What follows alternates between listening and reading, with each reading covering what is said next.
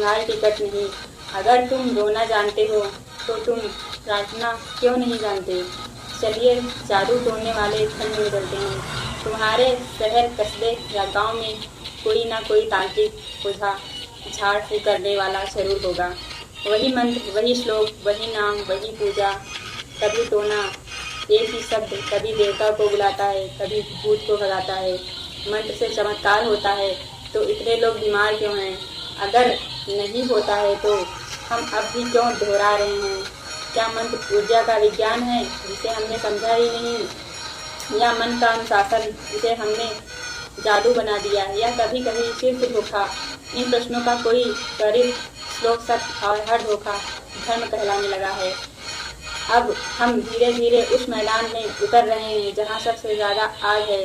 बलि, तुमने खुद पूछा था, अगर बलि से स्वर्ग मिलता है तो माँ बाप की बलि क्यों नहीं? क्यों सिर्फ बकरियाँ, मुर्गे, भैंस?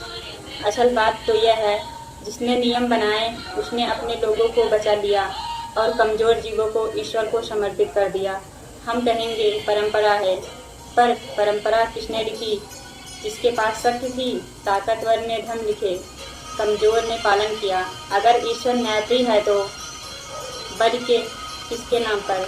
और अगर ईश्वर बलि चाहता है तो मरता क्यों हमेशा कोई और है? तुम कहोगे बलि प्रतीकात्मक हो चुकी है।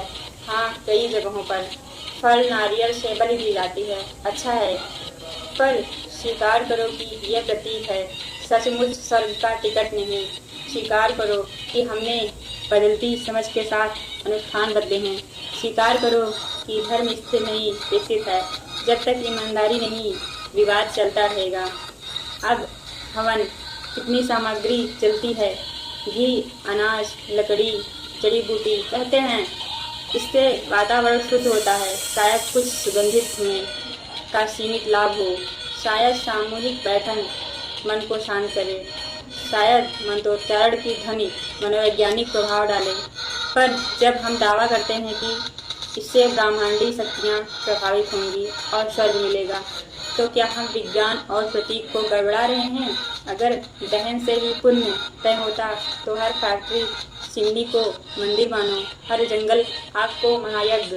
पर हम ऐसा नहीं करने, क्योंकि अंदर से हम जानते हैं कि बात कुछ और है। श्रद्धा की सामूहिक लय, समुदाय की पहचान, मन सधे हुए पलों में ऊर्जा का बदलाव, यानी वास्तविक प्रभाव मनोसंस्कृत है, बाहरी दैविक तंत्र का प्रमाण नहीं।